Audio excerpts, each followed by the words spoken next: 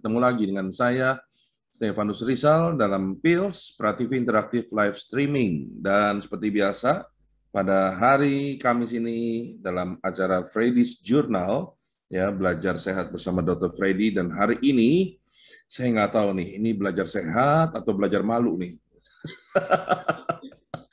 Temanya adalah akupuntur untuk memperbesar payudara. Gitu ya, kalau saya nggak usah lagi di akupuntur, udah besar ya, kata si Saruko. Nah, bagi Prativian yang hari ini hadir, terima kasih, dan Anda dapat menyaksikan lewat Zoom maupun YouTube channel. Dan nanti di akhir acara ada hadiah menarik, ada berapa bagi Prativian yang aktif bertanya, nanti akan dilihat siapa yang menjadi pemenangnya ya untuk di akhir acara. Dan jangan lupa untuk selalu terus bertanya, apalagi tema hari ini diperuntukkan bagi kaum wanita. Ya, silakan boleh bertanya langsung atau ditulis di chat. Dan tampaknya Dr. Freddy sudah hadir di studio. Apa kabar Dr. Freddy? Selamat siang. Selamat siang, Ko Rizal, Prativian semua. Ya, walaupun di studio sendirian tetap ini ya prokes ya. Iya, Udah karena pakai. COVID sekarang di Jakarta kan lagi parah tuh, Ko Rizal. Iya, Jadi betul. walaupun sendirian tetap nggak berani lah lepas masker. Iya, betul. Kita tetap harus jaga prokes ya dimanapun kita berada. Jangan pernah sombong meskipun sudah divaksin, karena beberapa teman saya juga divaksin juga malah udah vaksin 2 kali tetap aja kena. Gitu ya. Jadi ya jangan melawan virus lah, karena kadang-kadang virus itu nggak punya otak. Oke, siang hari ini kita bicara akupuntur untuk memperbesar payudara. Dr. Freddy, mengapa sih tema siang ini begitu menariknya? Mengapa harus memilih tema ini? Sebenarnya beberapa alasan nih, Ko Rizal dan Prativian semua. Yang pertama tentu banyak yang menganjurkan untuk mengangkat topik ini nih, Ko Rizal dan Prativian. Jadi Oh, banyak yang bertanya, banyak yang pengen tahu lebih dalam tentang ini gitu kan. Biasanya terkenalnya kan akupunktur itu kan untuk kecantikan segala macam, dan ini kan termasuk bagian daripada akupunktur untuk kecantikan atau estetika. Nah, yang hmm, kedua juga memang eh kan selama ini kan kita udah belajar tentang akupunktur untuk penyakit begitu kan ya. Dan makanya untuk supaya nggak bosen, kita selingi dengan akupunktur untuk kecantikan. oke. Berarti dengan kata lain, memang organ satu ini namanya payudara ini memang juga menambah kecantikan para wanita ya. Betul, betul. Ya, oke. Dan kalau boleh bertanya, apa sih sebenarnya isi payudara itu sehingga kenapa ukurannya berbeda-beda? Nah, betul. Jadi sebelum kita membahas lebih jauh tentang akupunktur untuk memperbesar payudara, mungkin boleh tolong dibuka slide-nya. Kita baiknya tuh mempelajari dulu sebenarnya isi payudara itu apa sih gitu loh. Sebenarnya isinya cuma lemak doang atau di dalamnya ada isinya sih gitu. Nah ini mungkin Bapak Ibu teman-teman Prativian juga bisa melihat di slide di layar. Itu ada gambar payudara ya, ada 3 gambar di sini, kita bahas satu-satu ya. Yang gambar yang sebelah kiri itu penampakan dari samping itu. Jadi kalau kita lihat payudara itu dari samping, dari arah luar itu seperti itu, ya. Jadi itu ada beberapa bagian. Yang tentu saja yang mendasarinya, yang di bagian dasar itu adalah jaringan otot tuh. Di gambar sebelah Hmm, kiri paling atas itu ada jaringan otot. Itu yang mendasari daripada payudara kita. Jadi itu nempel sama tulang rusuk kita, tulang dada kita, tulang rusuk kita itu ditempeli oleh jaringan otot gitu. Otot dada, otot apa pada laki-laki juga sama. Pada laki-laki juga memiliki otot ini gitu. Nah, hmm, terus setelahnya jaringan otot itu ada lemak tuh yang warnanya kuning-kuning atau oke. oranye itu ya. Nah, itu jaringan lemak gitu. Dan penyusun payudara sebagian besar itu betul, itu adalah jaringan lemak sebagian besar. Nah, tapi di bagian bawahnya lagi itu ada yang warnanya seperti apa itu? Abu-abu atau apa tuh ungu gitu ya. Nah, itu Hmm, dikatakan lobus di sini. Nah, itu adalah kelenjar air susu tuh, Korizal dan Prativian. oh, oke. Gitu ya. Jadi ada jaringan ototnya di dasarnya, habis itu naik ke permukaannya lagi ada lemak, habis itu ada juga lobus atau kelenjar air susu Hmm. gitu. Nah, terus di bagian bawahnya itu ada puting tuh. Kalau puting kita semua tahu lah ya di bagian ujungnya. Nah, jadi eh, antara lobus dengan puting itu dihubungkan dengan yang namanya saluran tuh. Di bagian bawah tuh ada saluran gitu. Oke. Jadi kelenjarnya itu dia untuk memproduksi air susu ibunya, ya ASI. Nah, setelah air susu ibu atau ASI itu terbentuk, dia akan mengalir melalui saluran lalu keluar melalui puting Mm-mm. gitu. Ya. Nah, lalu di antara puting sama saluran itu ada tulisan areola. Areola Ya. itu apa sih? Areola itu adalah biasa kalau misalnya kita lihat payudara gitu ya, itu warnanya itu sekelilingnya. Jadi lingkaran di sekelilingnya warnanya agak gelap Ya. gitu. Itu namanya areola gitu ya. Nah, itu dari gambar sebelah kiri. Yang putih-putih titik-titik itu tulang rusuk kita tuh, tulang rusuk kita. Nah, lalu bergeser ke gambar yang di tengah nih. Yang kedua, sama seperti gambar yang sebelah kiri, cuma ini bagian dari depan, dari Mm-mm. depan. Jadi ada ada jaringan ototnya, ada lobusnya, kelenjar air susunya, ada putingnya, ada areolanya tadi tuh yang warnanya agak sedikit gelap yang melingkari puting. Ya. Habis itu ada lemak. Nah, ini yang menyusun sebagian besar daripada payudara. Lalu ada salurannya, Hmm. gitu. Lalu masuk ke gambar yang ketiga yang di sebelah kanan. Ini adalah pembuluh darah. Jadi payudara itu tuh apa ya? Juga membutuhkan suplai darah, suplai nutrisi, suplai oksigen. Nah, karena itu tentu ada aliran darah. Nah, ini ada yang warnanya merah, ada yang warnanya hitam. Warna merah sama hitam dua-duanya pembuluh darah. Cuma warna merah itu adalah pembuluh darah arteri, yang hitam itu pembuluh darah vena. Jadi arteri itu yang memperdarahi, vena itu yang mengambil kembali aliran Oh. darah balik gitu. Ya, jadi mulai dari pembuluh darah yang besar-besar gitu ya, ada AB itu ada axillary artery, axillary vein gitu. Lalu menuju yang ke lebih kecil lagi gitu ya, ke C sama D itu lebih kecil-kecil lagi tuh. Ya. Nah, interkostal juga ada. Interkostal itu maksudnya pembuluh darah di antara tulang-tulang rusuk. Ada vena, ada arteri. Ada veins, ada arteries gitu ya. Nah, jadi selain selain komponennya tadi itu juga diperdarahi oleh pembuluh darah arteri maupun vena mulai dari yang besar-besar sampai yang ke kecil-kecilnya. Begitu kok Hmm. Rizal. Oke, menarik ya. Nah, pertanyaannya nih, apakah payudara antara seorang gadis dengan wanita yang sudah menikah, ya, itu berbeda isinya? Ada bedanya, ada samanya kok Rizal. Nah, jadi samanya tentu strukturnya akan sama begini seperti ini gitu. Korizal dan Prativian. Jadi Oke. strukturnya nggak akan berubah. Strukturnya akan ada jaringan otot, ada lemak, ada kelenjar air susu, ada salurannya, ada putingnya, ada areolanya gitu. Itu selalu sama. Mau pada gadis yang belum menikah maupun pada ibu-ibu yang udah punya anak, udah menyusui gitu. Nah, itu strukturnya tetap sama. Cuma yang membedakan adalah pada yang gadis yang belum menikah gitu ya, belum belum hamil, belum punya anak gitu, itu kelenjar air susunya itu belum memproduksi air susu Hmm. gitu. Jadi kalau di gambar seperti ini, yang warnanya ungu atau abu-abu itu yang lobus itu kelenjar air susu, itu bentuknya masih ramping, masih kecil-kecil karena dia belum memproduksi air susu. Hmm. Gitu. Dan tentu Oke. saja nanti kalau kita ngomongin akupunktur untuk kecantikan, itu tentu akan berpengaruh pada tampilan luarnya. Oke.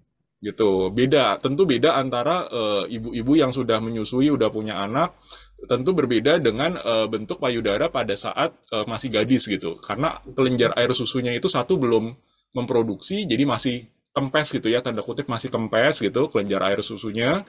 Nah, lalu pada ibu-ibu yang sudah punya anak, udah menyusui, itu kelenjar air susunya itu sudah lebar-lebar karena sudah memproduksi air susu. Oke.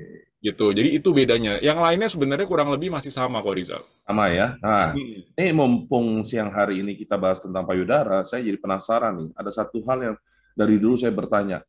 Kalau memang gadis belum memproduksi air susu, gitu ya, dan baru kemudian setelah menikah, pertanyaan saya adalah bagaimana tubuh tahu bahwa dia harus memproduksi air susu? Nah, sebenarnya Betul. apa sih air susu ibu itu? Betul. Pertanyaan bagus nih, kok, Rizal. Nah, jadi tubuh itu bagaimana caranya tahu? Tubuh itu tahu pada saat si seorang wanita itu hamil, kok Rizal. Gitu. Oh. Jadi pada saat terjadi kehamilan, itu terjadi perubahan hormon juga di dalam badan, di dalam tubuh seorang perempuan. Gitu. Dan salah satu hormon yang dihasilkan itu adalah hormon yang namanya prolaktin, Korizal dan Prativian. Jadi Mhm. prolaktin itu adalah hormon yang dihasilkan oleh otak, gitu ya, yang dihasilkan oleh otak untuk merangsang kelenjar susu di payudara, gitu. Dan hormon prolaktin itu baru muncul, baru ada, baru naik kadarnya itu pada saat seorang wanita itu sedang mengandung, sedang hamil. Gitu. Hmm. Jadi pada saat sedang hamil, hormon itu naik, tentu badan akan memproduksi air susu. Kelenjar air susu itu akan memproduksi gitu, akan mulai memproduksi gitu. Oke. Nah, lalu eh, kok bisa keluar caranya gimana? Nah, Ya. keluar itu dipengaruhi oleh hormon yang namanya oksitosin, Korizal dan Prativian. Jadi hormon untuk memproduksi sama mengeluarkan air susu itu dua hormon yang berbeda. Yang Hmm. menghasilkan itu adalah prolaktin, yang mengeluarkan itu hormon yang namanya oksitosin. Hmm. Gitu. Nah, oksitosin itu kok bisa bisa terproduksi gimana caranya? Ada dua sebenarnya. Yang pertama adalah pada saat seorang wanita, seorang ibu itu melahirkan normal gitu. Jadi di dalam apa saluran lahir gitu, itu pada saat si bayinya itu keluar, si kepalanya itu kepala bayi dia akan menekan Mhm. satu titik sehingga dia akan merangsang otak untuk mengeluarkan hormon oksitosin untuk memacu pengeluaran dari ASI. Mhm. Itu yang pertama. Makanya antara antara kelahiran normal sama kelahiran sesar gitu ya, secara umumnya nggak selalu tapi umumnya ASI itu akan lebih gampang keluar pada yang kelahiran normal daripada yang sesar gitu. Hmm. Karena pada saat kelahiran normal, kepala si bayi itu sempat menekan satu titik di jalan lahir. Itu yang merangsang si otak untuk mengeluarkan hormon oksitosin tadi, untuk mengeluarkan ASI. Sedangkan Mhm. kalau sesar kan kepala bayi kan nggak akan menekan jalan lahir. Dia kan akan dari perut dibuka, dia akan dikeluarkan gitu kan. Mhm. Gitu. Nah, itu yang pertama, caranya merangsang hormon oksitosin untuk pengeluaran ASI. Yang Hmm. kedua, caranya adalah dengan hisapan dari mulut si bayi. Baik, ya. Gitu. Jadi kalau misalnya nanti ada yang nanya, dok, kok apa ASI saya sedikit ya, padahal bayi saya udah menyusui, nanti dia kelaparan nggak, takut kurang ASInya. Nah Mhm. itu jangan di stop. Jadi walaupun ASInya mungkin awal-awal masih sedikit, apalagi baru kelahiran anak pertama gitu ya. Nah walaupun ASInya cuma sedikit, biasakan bahwa si bayinya itu terus aja menyusui. Karena itu akan merangsang hormon oksitosin untuk mengeluarkan si ASI tadi. Hmm. Dan jangan lupa hormon oksitosin ini berpengaruh pada stres. Jadi kalau Iya. misalnya si ibu itu stresnya tinggi, oksitosin itu akan ketekan, akan turun. Iya, iya, iya. Makanya orang ibu hamil itu, apa ibu menyusui itu tidak boleh stres karena kalau stres oksitosin turun, pengeluaran air susu juga akan ikut turun. Oksitosin ini salah satu hormon ini kan ya, hormon yang untuk membuat orang bahagia ya.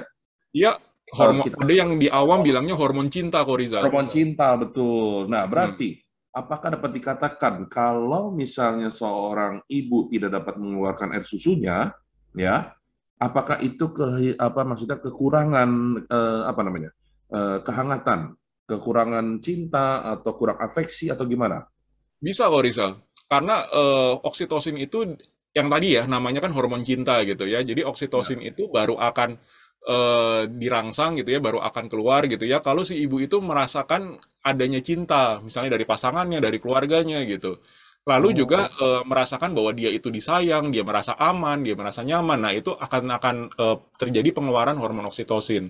Nah tapi Hmm. sebaliknya pada saat si ibu itu misalnya stres gitu ya, tertekan gitu, sedih gitu. Nah, itu hormon oksitosin itu akan tertekan kok Rizal. Iya, iya. Otomatis pengeluaran ASI juga akan lebih sedikit. Hmm. Ya, kalau Berpengaruh itu kok Rizal. nah, sekarang nih kata ini banyak mitos ya atau saya nggak tahu nih benar atau tidak nih ya. Kata orang nih kalau menyusui itu nanti bisa membuat payudara kendor nih. Ya kan? Apalagi kita bicara tentang akupuntur nih, tentang kecantikan. Hmm. Nah, apakah itu betul atau tidak sih sebenarnya? Jadi gini, jadi pada saat seorang wanita itu hamil gitu ya, kan tentu terjadi perubahan daripada ukuran payudara ya. Jadi pada saat orang hamil, ibu hamil gitu, payudaranya cenderung akan membesar daripada pada saat dia belum hamil gitu atau masih gadis gitu ya. Nah, tentu pada saat hamil payudaranya akan membesar. Sebenarnya apa sih yang bikin payudara itu membesar? Karena si tadi kelenjar air susu itu mulai memproduksi air susu, Korizal. Ya. Gitu ya. Jadi pada saat kelenjar air susu itu memproduksi air susu, kelenjar air susunya itu tanda kutip bengkak-bengkak, membesar gitu. Nah, itu yang menyebabkan secara dari luar, secara keseluruhan payudara itu akan terlihat semakin membesar pada saat seorang wanita itu sedang hamil. Begitu. Nah, sekarang sekarang pertanyaannya adalah kalau misalnya seorang ibu itu menyusui sama tidak menyusui, nanti takutnya kalau menyusui payudaranya jadi kendor, jadi kempes gitu kan. Nah, satu sisi itu betul karena pada saat terjadi menyusui, itu air susu ibunya itu kan akan keluar. Jadi Ya. otomatis si kelenjar air susu itu dia akan kempes-kempes kembali. Hmm. Begitu ya. Nah, tapi pertanyaannya kalau misalnya nggak menyusui, apakah payudaranya akan tetap kenceng? Ternyata tidak kok, Rizal. Oh.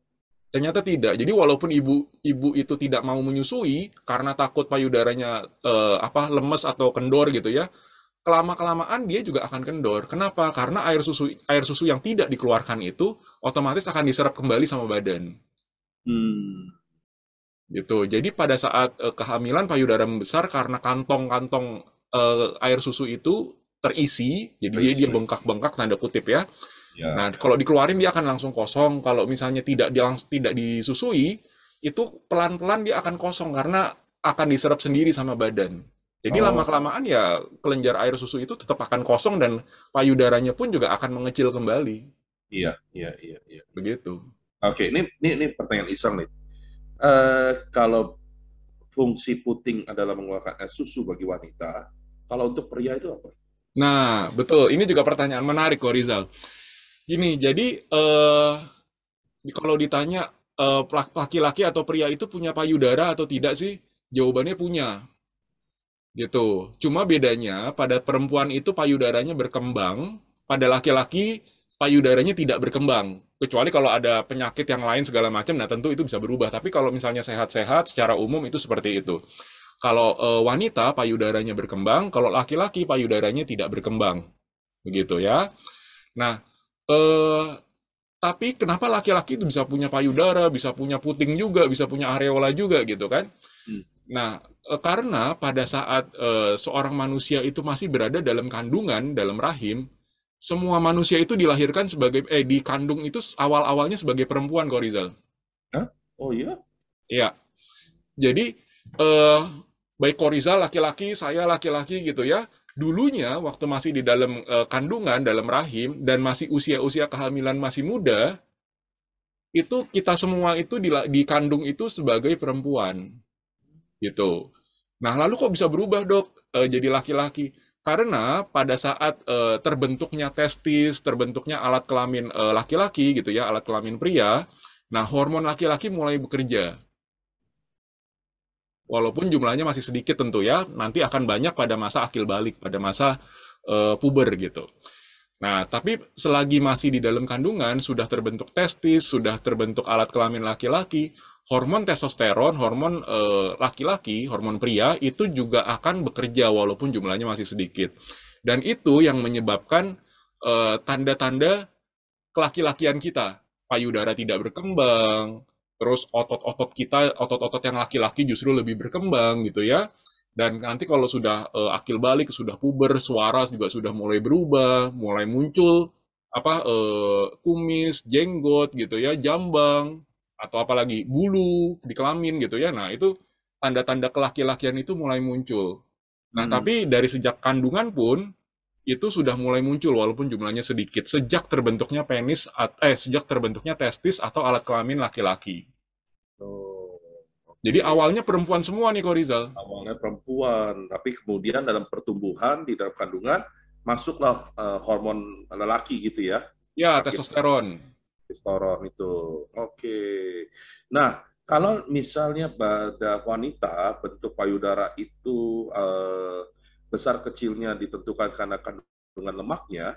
Nah, kalau laki-laki yang contoh misalnya para binaragawan atau para orang-orang yang fitness yang sampai dadanya membusung, ya, saya suka memperhatikan kalau wanita bodybuilder malah payudaranya mengecil, sementara kalau pria malah membesar. Nah, sebenarnya apakah ada bedanya menjadi soal isi ketika mereka melakukan kegiatan tersebut? Beda kok Rizal, betul. Jadi kalau kita bicara tentang binaragawan, bodybuilder gitu ya, itu yang nanti akan membesar adalah ototnya tuh. Kalau bisa Hmm, dilihat di gambar itu ada jaringan ototnya kan, yang di dasarnya. Nah itu yang iya. membesar kok Rizal. Hmm, Gitu. Istilah kedokterannya namanya hipertrofi. Jadi itu yang membesar, jaringan ototnya itu yang membesar gitu. Nah, kalau misalnya tadi juga ditanya, kalau misalnya pada perempuan yang pada binaragawan perempuan gitu, itu juga apa? Otot dadanya itu kelihatan membesar, tapi payudaranya kelihatannya jadi mengempes gitu. Betul, ya karena betul. lemaknya akan hilang kok Rizal. Oh, Mungkin nggak hilang total, tapi sebagian sebagian akan hilang, dia akan mengecil payudaranya. Sementara yang membesar itu adalah ototnya, jaringan ototnya. hmm, Gitu.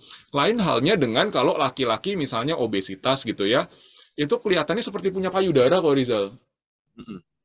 Nah itu yang membesar itu justru lapisan lemaknya kok Rizal. Oke.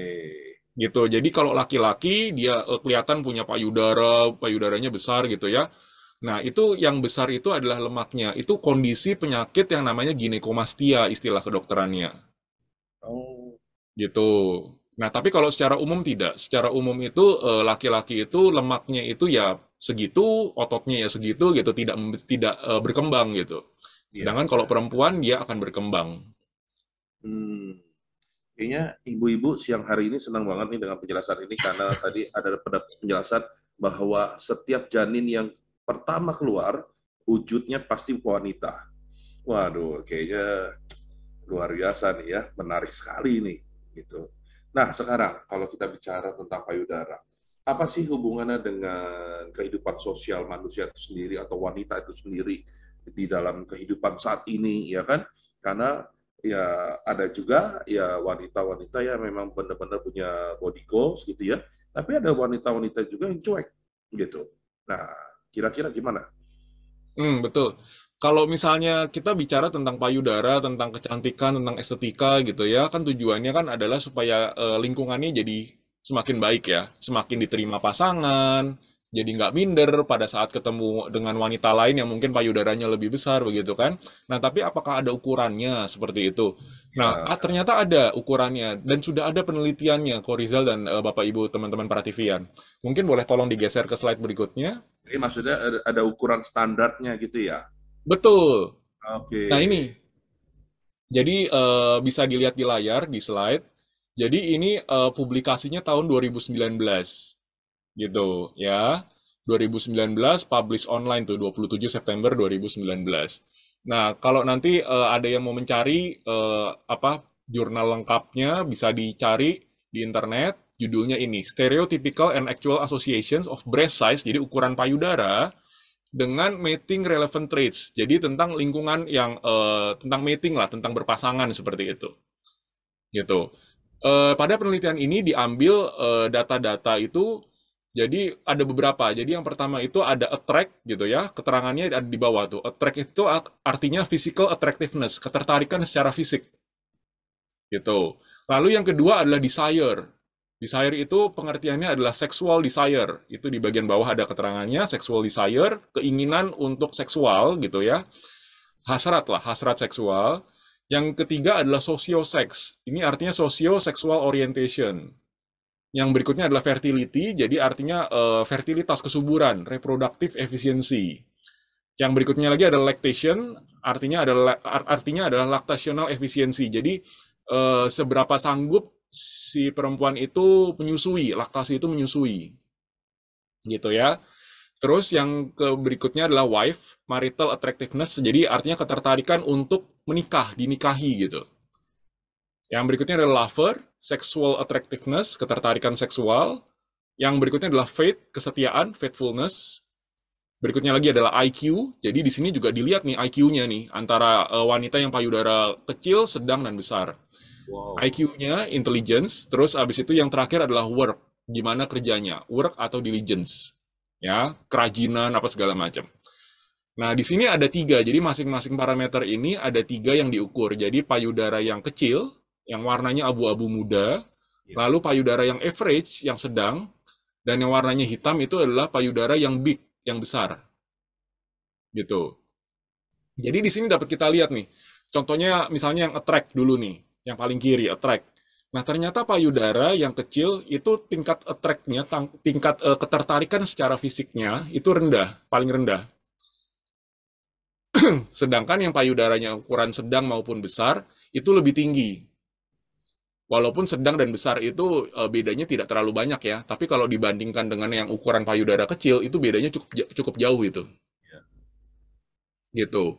Begitu juga yang desire. Desire itu juga yang sedang dan yang besar itu lebih tinggi gitu dibandingkan dengan yang payudaranya kecil. Jadi lebih diinginkan secara seksual, lebih diinginkan karena dia punya ketertarikan fisik yang lebih tinggi gitu.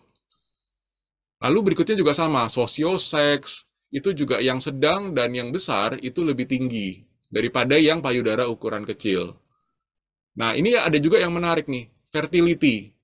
Jadi payudara yang ukuran sedang dan besar ternyata memiliki tingkat kesuburan yang lebih tinggi daripada yang payudaranya kecil. Gitu ya. Tentu karena ini berhubungan dengan hormon. Gitu ya. Jadi yang payudaranya sedang sama besar tingkat kesuburannya lebih tinggi daripada yang payudaranya ukuran kecil. Begitu juga yang laktasi, menyusui. Ini bedanya jauh sekali. Jadi yang payudara kecil kemampuan si wanita itu untuk menyusui itu rendah. Sedangkan yang ukuran sedang dan besar itu lebih tinggi. Bahkan yang besar itu sampai paling tinggi sendiri tuh. Iya, betul. Ya, itu laktasi atau menyusui. Ya.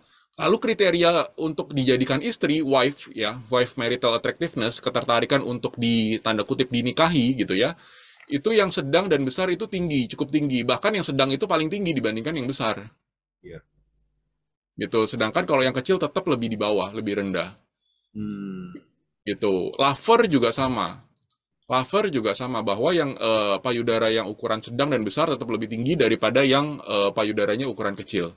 Nah, tapi berbeda dengan faith, dengan kesetiaan misalnya. Ternyata yang ukurannya kecil di penelitian ini dibilang lebih setia daripada yang ukurannya besar. Hmm. Gitu ya. Kalau yang IQ juga sama. IQ dibilang bahwa di penelitian ini yang ukuran payudaranya besar itu IQ-nya lebih rendah dibandingkan ukuran sedang maupun kecil. Dan work itu juga sama, berkebalikan. Yang ukuran kecil lebih tinggi dibandingkan sedang, sedang lebih tinggi daripada yang ukurannya besar. Hmm. Gitu. Jadi penelitiannya sudah ada seperti ini. Wah, ini kalau laki-laki ngeliat ini susah banget mininya ya. Nah, tapi jangan salah juga kok Rizal. Di Indonesia itu juga, ini kan ngambil data dari Eropa ya, itu nama-namanya juga nama-nama Oh, orang oke. Eropa ya.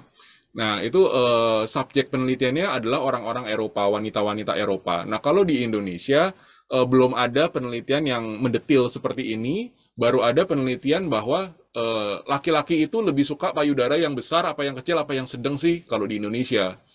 Gitu. Kalau di Indonesia, laki-laki itu lebih menyukai payudara ukuran sedang, itu yang pertama. Yang kedua yang besar, baru yang ketiga yang kecil.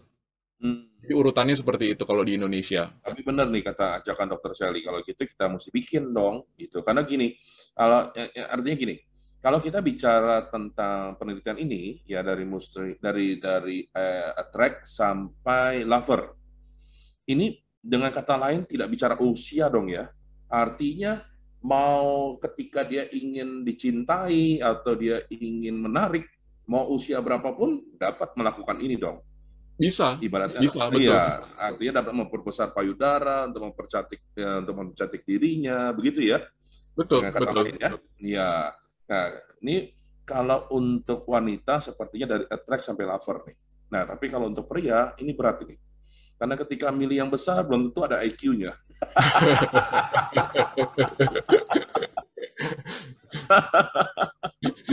Gitu ya. Mau milih yang besar belum tentu bisa dipercaya, ya kan? Oke, ini menarik banget ya penelitiannya. Kayaknya orang Indonesia mesti bikin nih. Dokter Sally mesti bikin nih, Dokter Sally. Nah, Kan ini ada pertanyaan nih dari Dokter Sally. Ada ukuran payudara besar tapi nggak keluar susunya. Nah, betul tuh nggak sih? kebanyakan malah gitu loh, Rizal. Saya Iya lihat ya. ada orang-orang di Indonesia ini, kebanyakan malah yang gede-gede semua, yang tetenya gede nggak bisa nyusuin. Tapi yang Nah, kecil-kecil justru air susunya banyak. Sepertinya kayaknya lemaknya itu yang banyak, jadi kelihatannya gede. Padahal kalau disuruh nyusuin nggak bisa, malah nggak ada yang nggak keluar air susunya sama sekali. Itu saya lihat berapa nah, orang kok di depan benar-benar itu. kita. Ya, benar-benar itu. Bagaimana itu penjelasannya, Dokter Freddy? Betul, itu kasus-kasus khusus misalnya kayak tadi Dokter Sally katakan bahwa mungkin ada yang besar tapi besarnya itu lemaknya, tapi kelenjar susunya itu sedikit atau enggak tidak memproduksi air susu. Gitu ya. Hmm, Jadi kalau air susunya tidak diproduksi ya apa yang mau dikeluarin gitu kan nggak ada gitu ya. Nah, eh, produksi air susu tentu berhubungan lagi sama hormon kayak tadi saya katakan hormon prolaktin yang bekerja di sana. Nah, lalu yang kedua ada kemungkinannya bahwa sebenarnya kelenjar air susunya cukup banyak dan kelenjar air susunya itu memproduksi juga kelenjar apa air susu. Nah, tapi pengeluarannya yang tidak bisa oh, gitu. Atau Malah di pengeluarannya cuma sedikit keluar, nggak bisa ya, langsung ya, plong ya, keluar banyak ya, gitu. ya. kayaknya Gitu. lebih banyak juga dipengaruhi sama bukan hormon juga tapi dari pikiran deh.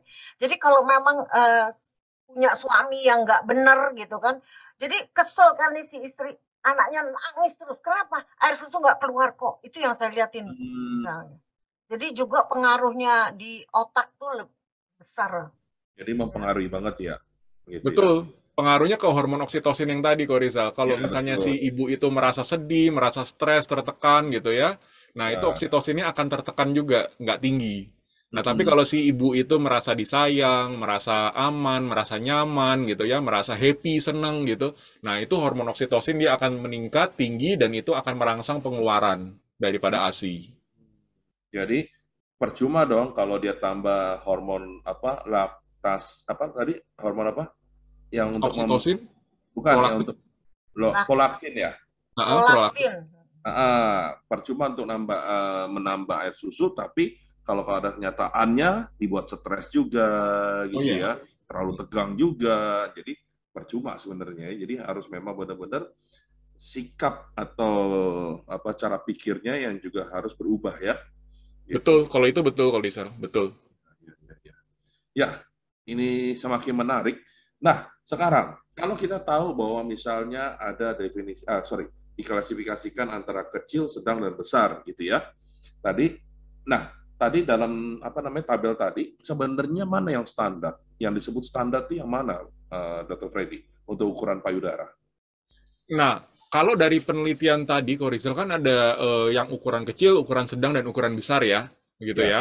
Nah, kalau pada penelitian tadi, ukuran kecil itu adalah ukuran yang cupnya cup A, gitu ya. oke.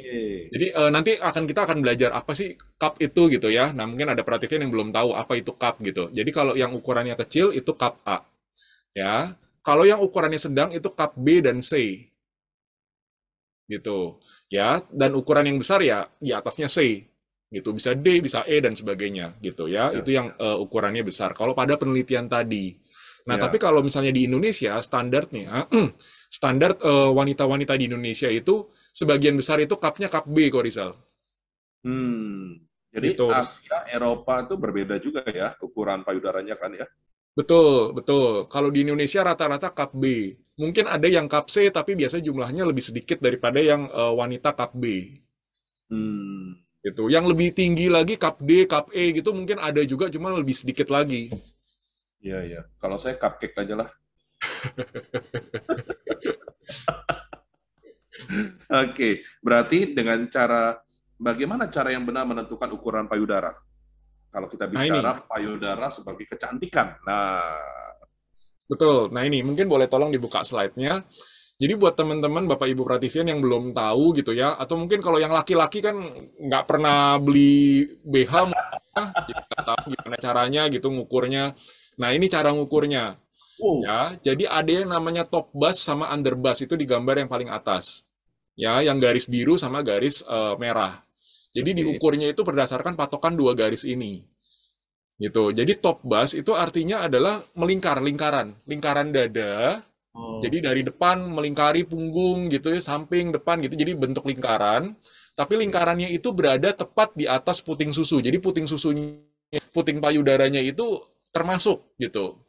Dihitung juga. Termasuk dalam Oke, hitungan. oke, oke. Terus Itu yang dilingkarin. namanya top bus. Itu top bus. Itu yang garis warna biru gitu. Jadi lingkaran dari depan ke belakang ke punggung gitu ya. Nah, tapi Oke, itu harus di atasnya puting payudara. Jadi oke. puting payudaranya termasuk di dalam hitungan, dalam ukuran gitu. Itu yang warnanya biru. Nah, terus garis bantu yang kedua itu yang warnanya merah, namanya underbus. Underbus itu adalah lingkar dada, tapi nggak termasuk payudaranya. Jadi dia Persis di persis di bawah bawah payudara. payudara. Oke.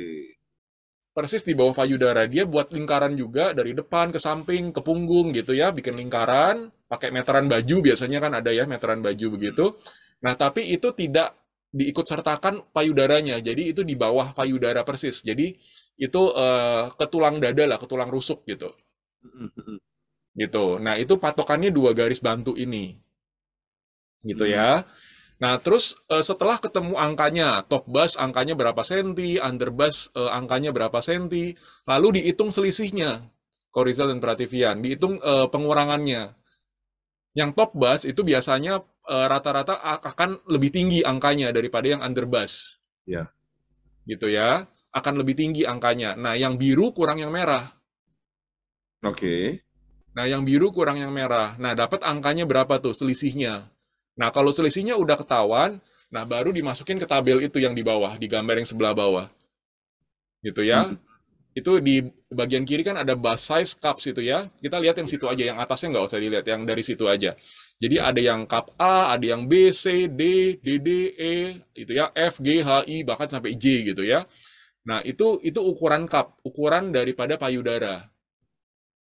Gitu. Jadi Oke. angka-angkanya tadi itu yang sudah ada hasilnya, garis biru kurangin garis merah, hasilnya berapa senti itu dimasukkan ke dalam tabel ini.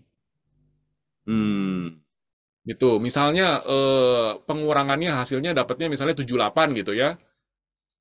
oke. 78 gitu ya, berarti masuknya ke dalam A.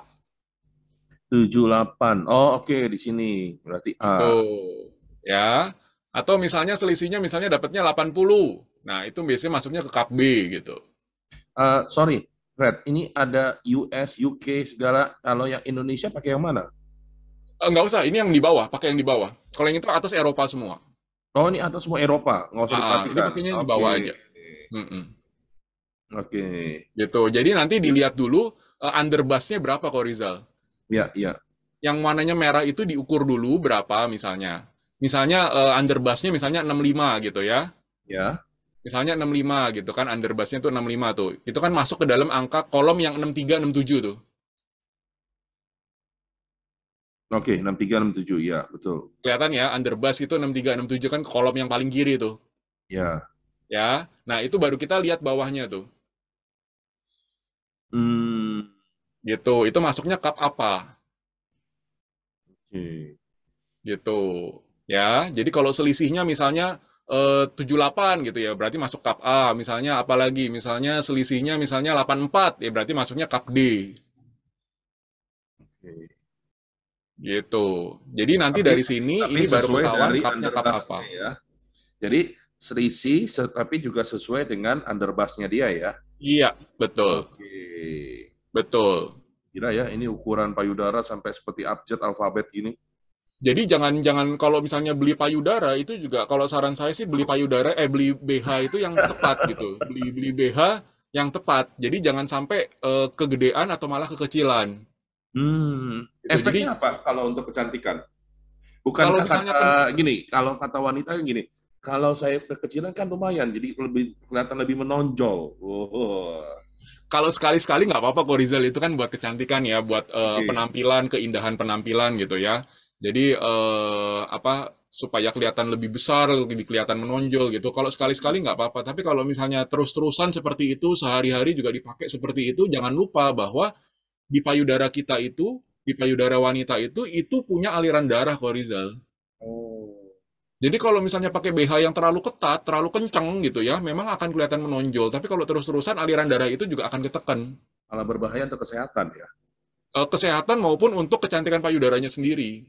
Oh Dia gitu. nggak Katanya dapat support. Dokter Freddy, Mm-mm. Ya, katanya ya. malah kalau di bagian kayak akupunktur apa selalu dibilanginnya jangan dioperasi kayak papila, mami segala apa.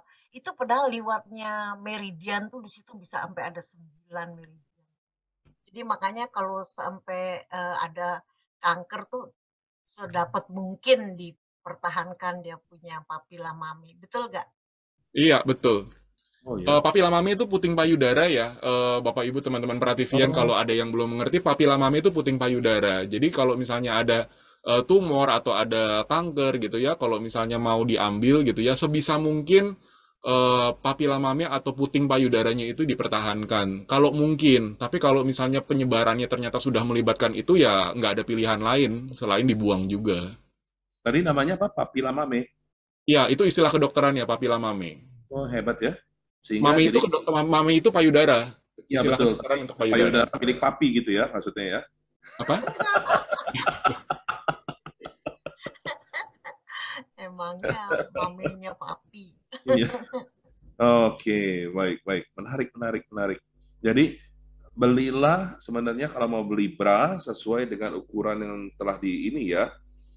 Yang Betul. enak. Jadi jangan cuma asal enak doang gitu dipakai asal enak gitu ya jangan. Oke. Nah, saya suka lihat iklan begini nih. Ini nggak tahu nih ada hubungannya dengan kecantikan apa enggak. Ada bra yang pakai kawat, ada yang enggak gitu. Apa sih sebenarnya dalam hubungan dengan kecantikan ada apa enggak tuh, Dok? Kalau sepanjang sepengetahuan saya untuk kecantikan nggak ada bedanya kok Rizal. Kecuali kalau nanti mungkin Bapak Ibu atau teman-teman yang wanita mungkin bisa ngasih informasi ke saya juga. Saya nggak terlalu Oke. ngerti. Nah, Mungkin kalau misalnya setahu saya itu nggak ada hubungannya sama kesehatan, hubungannya sama kecantikan gitu nggak ada. Tapi kalau untuk kosmetik ya mungkin ada pengaruhnya. oke. Baik. Saya pikir pasti banyak yang ingin bertanya, tapi sebelumnya tahan dulu, ada yang mau lewat. Silakan Yolan.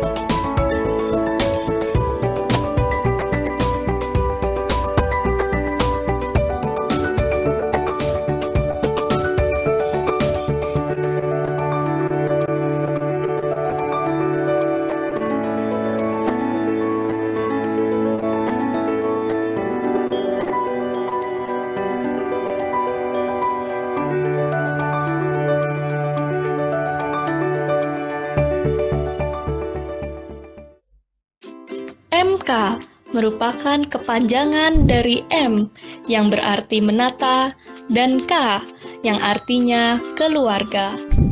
Meli Kiong dan Budiman Goh menyadari betul bahwa peran keluarga sebagai sel terkecil sebuah negara harus dikuatkan.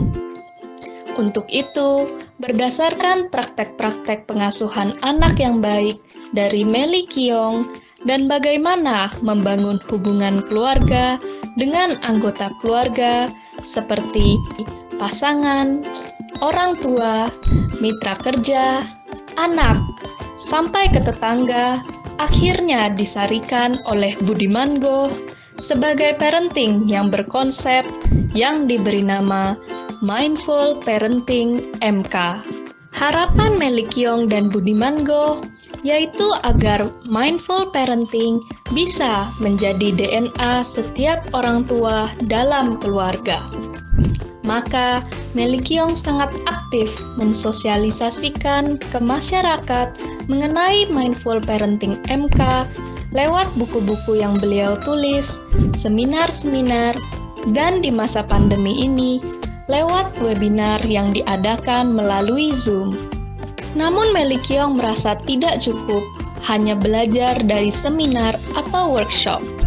Untuk itu, beliau membangun sebuah komunitas menata keluarga dengan tujuan semakin banyak orang tua yang mau terlibat dan berubah. Tidak sampai di situ saja, Melikiong juga aktif menyuarakan mindful parenting sampai ke tingkat kementerian dan berhasil menjadi mitra kerja BKKBN, Kemendikbud, Kemensos, dan PMK. Bahkan baru-baru ini, beliau juga menjadi salah satu anggota staf ahli mewakili agama Buddha. Besar harapan Melikiong dan Budiman Go agar komunitas MK dapat semakin meluas dan semakin menggaung mindful parenting. Sehingga mindful parenting ini dapat tercapai ke seluruh masyarakat agar menciptakan masyarakat Indonesia yang lebih mindful dan lebih berkualitas.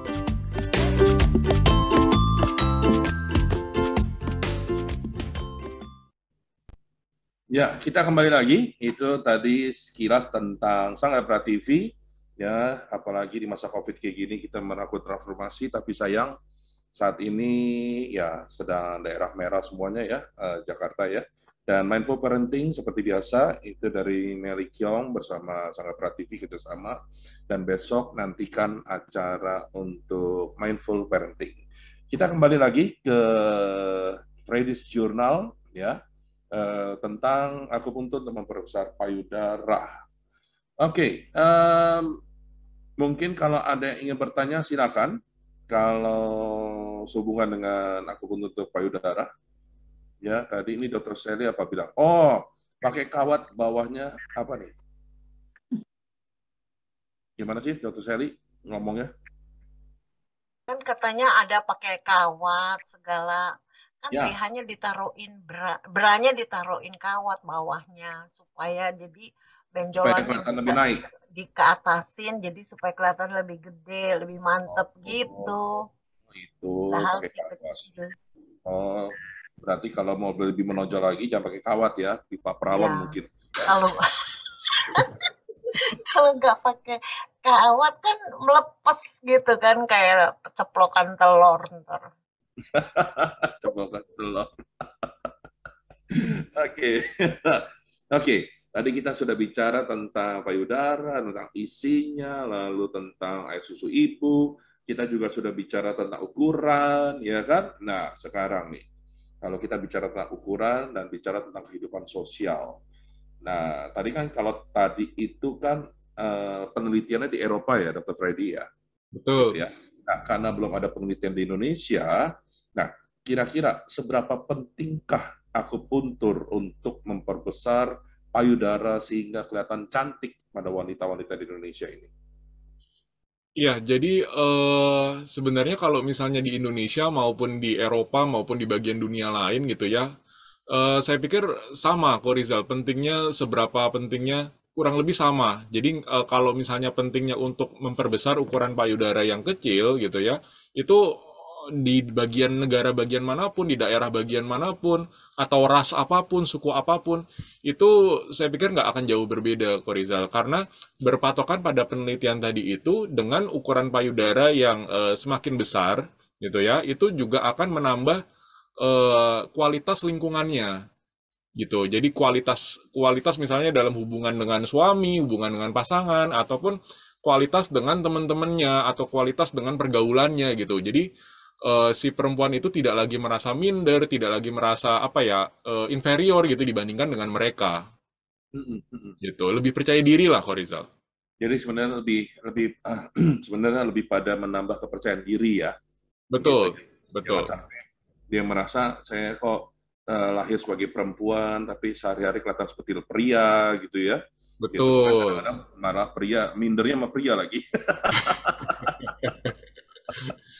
Oke. Oke, kalau kita bicara tentang akupuntur untuk payudara. Nah, sebenarnya kalau kita tadi bicara tentang ukuran kecil, sedang, dan besar, kalau akupuntur untuk payudara, ini sampai seberapa tingkatannya? Apakah gara-gara di akupuntur akan menjadi ukuran seperti apa sebenarnya? Nah, itu dia. Oke, jadi ya, jadi untuk modalitas pembesaran payudara itu kan yang kita tahu mungkin operasi ya, Korizal ya, mungkin operasi plastik itu untuk memperbesar payudara. Jadi pada operasi plastik itu ada kayak balon isinya silikon gitu ya, balon isinya silikon itu dimasukkan ke dalam payudara perempuan, dan itu yang menyebabkan si payudara perempuan itu akan menjadi semakin besar kelihatannya, Ya. gitu ya. Jadi perlu diingat juga nih, Korizal dan teman-teman Prativian, Bapak Ibu, itu silikon itu adalah benda yang beracun ya, zat yang beracun gitu ya. Itu silikon itu adalah zat yang toksis gitu, toksin itu. Nah, jadi nggak boleh silikon itu disuntikan langsung ke dalam badan gitu. Jadi itu suatu hal yang salah. Jadi kalau misalnya nanti ada yang menawarkan suntik-suntik silikon, itu suatu hal yang salah. Itu banyak terjadi efek samping, banyak terjadi kecelakaan, bahkan sampai ada yang meninggal karena keracunan silikon. Silikonnya itu disuntikan langsung ke dalam badan gitu. Yang benar ya, yang benar dan yang dikerjakan oleh dokter bedah plastik itu adalah silikonnya itu di dalam balon, di dalam gelembung. Oh. Gitu ya, silikonnya itu di dalam balon, di dalam gelembung, dan itu yang dimasukkan ke dalam payudara. Makanya payudara itu perlu dibuka dulu, dipotong dulu gitu ya. Atau bahasa sehari-hari dibelek dulu gitu ya, dibelek dulu, lalu gelembungnya tadi itu yang dimasukkan ke dalam payudara. Jadi bukan silikon cair gitu disuntikin gitu, itu nggak boleh. Oh, oke. Gitu. Nah, ini yang perlu diingat gitu. Sekarang saya tanya Dr. Freddy, Hmm. berapa tahun dia bisa ada di dalam situ? Karena ya saya ada di sini, ada orang Indonesia, dia koma udah 8 tahun loh. Sampai di tahun ke-8, waktu dia koma yang pertama saya datang 4 tahun yang lalu apa. Dan dari ronsen saya lihat, kok ini ada silikonnya, kayak balon gitu. Tapi kemarin waktu belum lama ini, bulan berapa ini saya datang lagi, silikonnya tuh malah jadi pecah, jadi infeksi. Sedangkan dia masih tetap koma. Jadi kayaknya sih mestinya kalau silikon kayak gitu nggak bisa bertahan sampai 8 tahun, nggak mungkin. Ini aja buktinya bikin dia infeksi sampai akhirnya dimasukin lagi rumah sakit. Padahal koma loh. Sampai Ini sekarang masih koma. yang dimaksud Dokter Sally silikon yang disuntik atau yang tadi diimplan Iya. tadi? Jadi diimplan. Jadi kan kelihatannya jadi kayak balon gitu. Jadi kan memang itu. Saya sampai punya foto waktu dia pakai yang jadi masih belum koma, terus begitu koma sampai sekarang, terus akhirnya ada infeksinya itu silikon. Makanya saya bilang, aduh jangan coba-coba deh. Buat apa sih? Kayaknya gitu kalau kita ngomong ya. Nah, tapi saya juga kan pernah les akupunktur waktu 30 tahun lalu, tahun 72. Kok kayaknya apa-apa yang dikerjain gitu, makanya pengen ikut lihat maunya diapain sih biar jadi gede gitu kan, buat apa lagi, maksudnya tujuannya apa kalau gede gitu. Akhirnya kalau kita lihat yang gede-gede juga nggak ada air susunya. Lalu Pak Dokter Aloisannya angkat tangan loh. Kenapa dokter? Selamat pagi. Ini memang di Eropa itu sudah ratusan, tidak ada salah satu silikon yang bagus. Silikon itu racun. Jadi 100% kalau silikon itu setelah 20 tahun pasti merembes. Jadi kalau silikon sekarang ini di Eropa, kita itu sebetulnya ingin melarang. Jadi kalau dalam 5 tahun pertama, kalau gadis itu tidak tidak setuju, tidak senang dengan ciptaan Tuhan, bagus.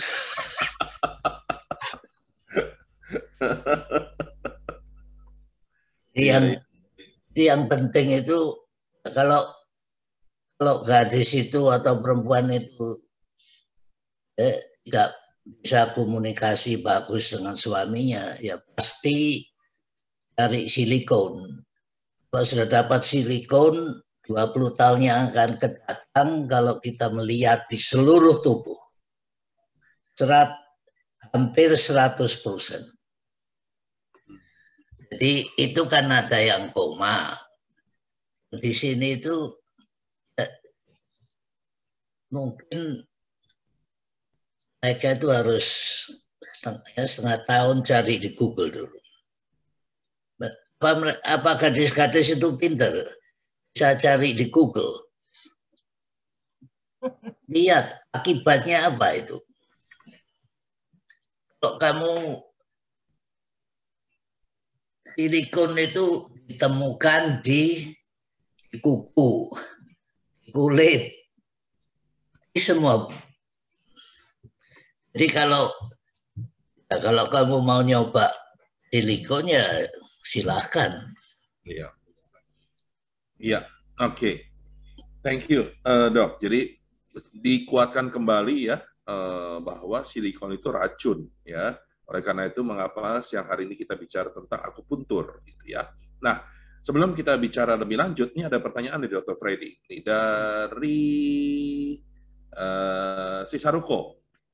Pada level umur tertentu yang berminat gini, pasti ada level umur-umur tertentu yang berminat untuk mendapatkan terapi pembesaran ini.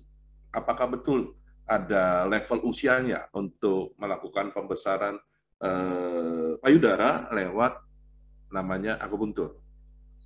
Sebenarnya kalau misalnya ukur level umurnya ya, sebenarnya nggak ada si Saruko dan Korizal dan Prativian semua. Jadi seseorang itu merasa payudaranya itu perlu diperbesar, itu biasanya karena pengaruh lingkungan, gitu. Jadi kalau misalnya dia tidak, tanda kutip ya, tidak dibully gitu ya, tidak dibully, tidak diejek-ejek, dia tidak merasa minder, tidak merasa kecil, tidak merasa inferior, dia nggak akan ada kepikiran untuk memperbesar ukuran payudaranya. Nah, tapi kalau misalnya lingkungannya tidak mendukung, lingkungannya merasa bahwa kok payudara kamu kekecilan sih, payudara kecil itu jelek loh, gitu. Seperti itu, biasanya dia akan merasa minder dan dia akan terpikirkan untuk memperbesar ukuran payudaranya. Jadi kalau misalnya dia tidak ada itu, umur berapapun, itu tidak akan kepikiran untuk memperbesar payudara. Jadi itu karena pengaruh lingkungan, Korizal.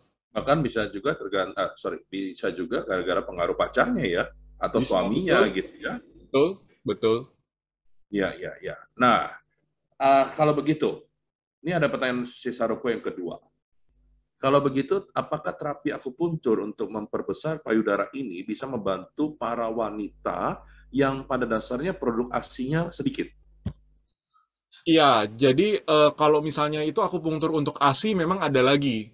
Jadi titiknya berbeda, Korizal dan Prativian. Oke. Dan untuk memperbesar payudara sama untuk mengencangkan payudara itu juga yang ditusuk titik-titiknya berbeda, Korizal. Makanya saya topiknya untuk memperbesar payudara dulu nih. Nah, nanti yang minggu depan baru untuk mengencangkan payudara. Waduh, lengkap Gitu. ya. Jadi besar, diperindah gitu ya. Kemudian terakhir dijual. Jadi makanya kalau misalnya ada payudara saya besar tapi udah turun gitu ya, udah kendor gitu ya. Nah, itu bukan untuk memperbesar payudara titiknya. Titiknya adalah untuk mengencangkan lagi. Gitu. Lain halnya dengan payudaranya masih kencang tapi kecil gitu misalnya. Cupnya cup A gitu misalnya. Nah, itu untuk memperbesar payudara. Itu dua hal yang berbeda kok, Rizal. Oke. Nah, kalau begitu, gini, kalau bicara titik, nah jadi pertanyaan saya nih, untuk kali ini ya, karena ini kan kita bicara untuk memperbesar payudara ya, jadi perlu diperhatikan nih. Nah, kalau begitu titik yang mana yang ditusuk nih, kalau untuk memperbesar payudara? Ya, oke. Mungkin boleh tolong ditampilkan slide-nya. Nah, sambil nunggu slide-nya ditampilkan, ini kalau misalnya akupunktur untuk memperbesar payudara, jadi Bapak Ibu teman-teman Prativian jangan membayangkan akan langsung besar seperti dimasukin silikon gitu tadi ya, dimasukin balon isinya silikon gitu, di operasi plastik akan langsung besar gitu kan, nggak seperti itu gitu. Nah, targetnya kalau akupunktur untuk pembesaran payudara itu adalah kenaikan 1 cup gitu Oh, ya, kenaikan 1 cup. dari B ke C gitu. Kenapa? Di sana dari B ke C. Ya, dari B ke C atau dari A ke B atau dari C ke D gitu. Jadi jangan Oke. berharap dari A langsung ke D gitu ya, nggak bisa, susah. Gitu. Jadi kenaikannya 1 cup gitu ya. Jadi nggak muluk-muluk. Nah, terus menjawab pertanyaan dari Korizal tadi, titik yang dipakai adalah mana? Sebenarnya seperti terapi-terapi akupunktur yang sebelum-sebelumnya, yang lain-lainnya, kita terapinya ada 2, yaitu terapi kausatif, jadi terapi yang berdasarkan penyebabnya, gitu ya, penyebabnya apa. Yang kedua adalah terapi gejalanya.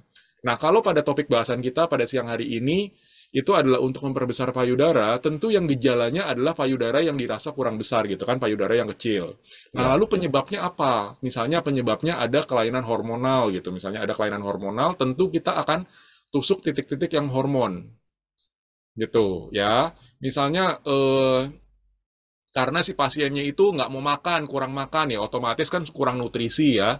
Nah, jadi kita akan berikan titik-titik yang untuk menambah nafsu makan, misalnya seperti itu. Lalu titik-titik untuk gejalanya, kalau hal ini untuk payudaranya yang kecil. Nah, itu yang dipakai adalah titik-titik yang di daerah sekitar dada ini, mungkin bisa dilihat di slide. Gitu. Titik-titik yang di daerah sekitar dada ini, yang terutama, yang penting-penting itu adalah CV17, itu yang di tengah-tengah, di antara kedua payudara. Gitu ya, kalau misalnya di gambar itu ada tulisannya RN17. Ya, ini saya ambil dari boneka titik akupunktur. Nah, itu di tengah-tengah itu ada RN17. Nah, itu tuh, Yang mana? RN17. Oh, Nah, itu, ini betul. 17. Ya, Oke. betul. Nah, itu persis di tengah dada. Kalau laki-laki yang payudaranya tidak berkembang, itu lokasinya di antara 2 puting. Nanti dulu. Maksudnya laki-laki yang payudara tidak, bukankah laki-laki payudara memang tidak berkembang? Iya, kalau laki-laki sehat tentu tidak berkembang, tapi kalau ada yang penyakit-penyakit kayak tadi saya katakan, ada Oh. ginekomastia, ada obesitas, segala macam, payudaranya kan ada yang berkembang, ada yang turun, ada yang besar gitu ya. Nah, itu nggak bisa diambil patokan dari situ. Nah, tapi kalau laki-laki atau prianya itu sehat-sehat aja, baik-baik aja gitu ya. Nah, itu di antara kedua puting. Puting kanan, puting kiri, ditarik garis ke tengah. Nah, itu pertemuannya itu adalah CV17 atau RN17. Oh, gitu. Gitu. Nah, itu salah satu titik yang penting itu. Salah satu titik. Kenapa? Ya, salah satu titik ya yang ditusuk di situ ya. Ya, salah satu titik seperti itu. Nah, Oke. titik-titik yang lain itu akan menggunakan titik-titik yang lain di sekitar payudara.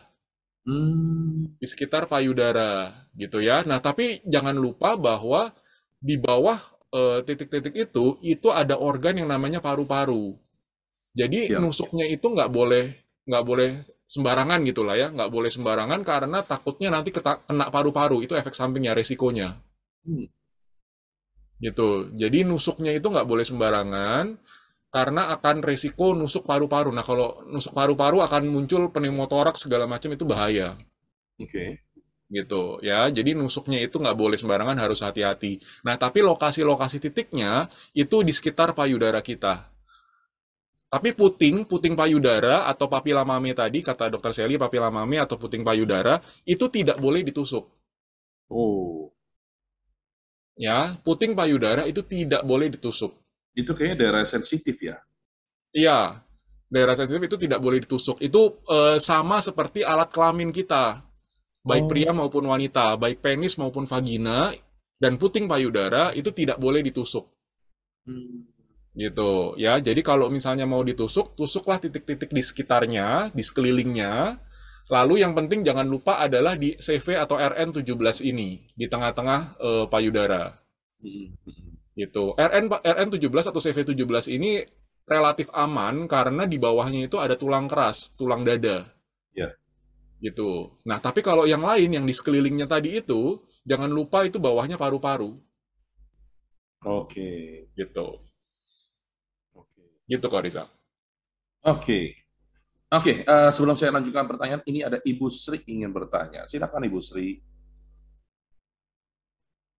Iya, terima kasih, Mas Rizal. Selamat Ya. siang, Dr. Freddy. Selamat siang, Ibu Sri. sangat tertarik ya untuk membicarakan payudara ini. Memang kalau tadi ditanyakan siapa sih penggunanya, biasanya yang saya hadapi juga itu ibu-ibu muda itu dok ya, yang ingin memperbesar payudara. Nah, pertanyaan saya yang pertama itu mengenai penusukan tadi. Kalau kita menusuk CV17 itu arahnya miring ke bawah, dan apakah itu demikian? Dan yang lainnya itu arahnya juga miring, tidak tegak lurus ya dok ya. Itu pertanyaan pertama. Terus yang kedua pertanyaan saya, yang kita pengaruh dari akupuntur ini ke ototnya kah atau ke kelenjar lemaknya? Dan jelas aliran darah akan meningkat ya gitu. Terus yang ketiga, banyak nih dok ya, pertanyaannya 3. Mengenai tadi terkait dengan AC, mungkin sedikit melenceng ini pertanyaan. Biasanya yang saya gunakan itu titik Sauce ya, SI1 ya, untuk meningkatkan AC. Nah, pertanyaan saya, apakah ada dampak dari penusukan ini secara akupuntur pada terbentuknya tadi oksitosin ya dok ya, sehingga oksitoksin ini sehingga pengaruhnya ke hormon prolaktin. Apakah demikian? Makasih dok. 3 pertanyaan. Ya, baik. Langsung saya jawab aja, Ko Rizal. Ya, betul. Silakan. Oke, baik. Terima kasih pertanyaannya, Ibu Sri. Jadi saya jawab satu-satu ya.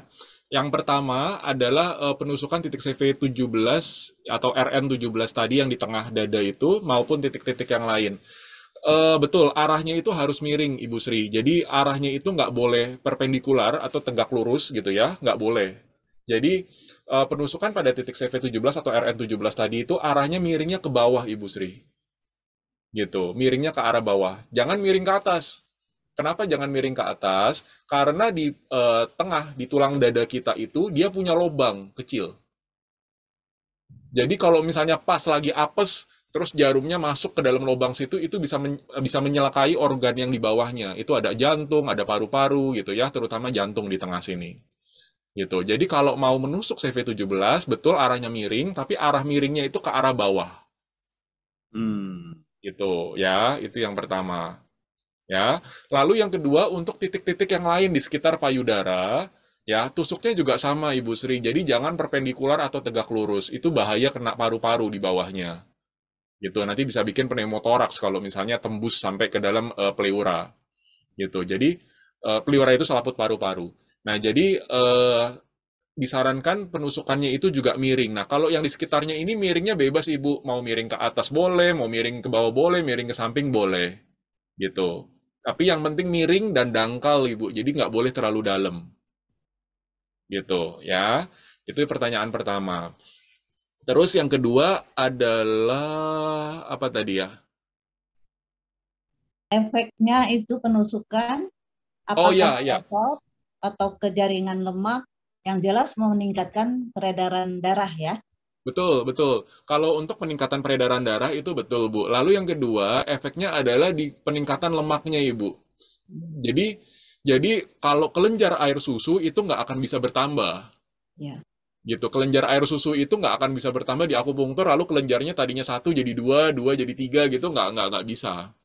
Nah, tapi peningkatannya adalah peningkatan lemak. Jadi berbeda dengan operasi di mana dimasukin balon isi silikon, di akupunktur pembesarannya itu karena akumulasi lemak.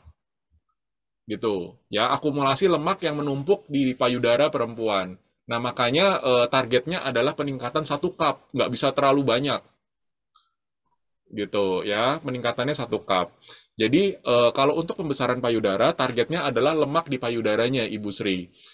Gitu. Nah, nanti topik bahasan kita untuk minggu depan untuk pengencangan payudara, targetnya adalah otot. Gitu, ya. Targetnya adalah otot dan jaringan ikat. Itu untuk mengencangkan payudara. Nanti minggu depan kita akan bahas itu. Gitu. Lalu yang ketiga tadi pertanyaannya, ASI ya. ASI. Betul. Jadi kalau titik Sauce itu di tangan kita, gitu. Nah, itu targetnya bukan oksitosin akan mempengaruhi prolaktin, bukan Ibu. Targetnya langsung 2.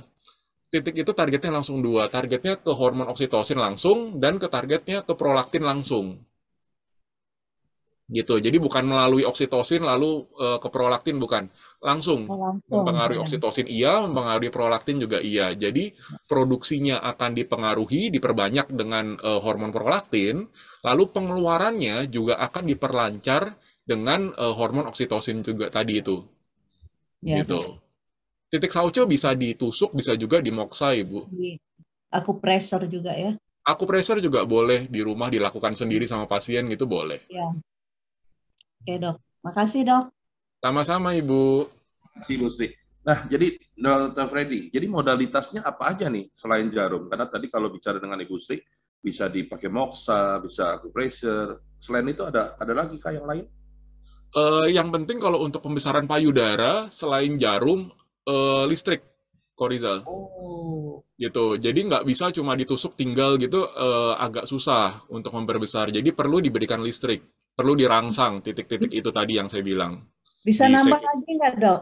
Pertanyaan ingat saya itu dengan alat. Kan ada alat yang untuk payudara. Saya punya itu seperti cup gitu ya. Nah, itu dialiri listrik. Jadi kalau membesarkan arahnya ada yang ke atas, kalau mengecilkan arahnya ke bawah. Itu juga bisa dipakai ya, Dok ya. Dia dari karet. Betul, bisa dipakai Ibu untuk listrik Ya. itu.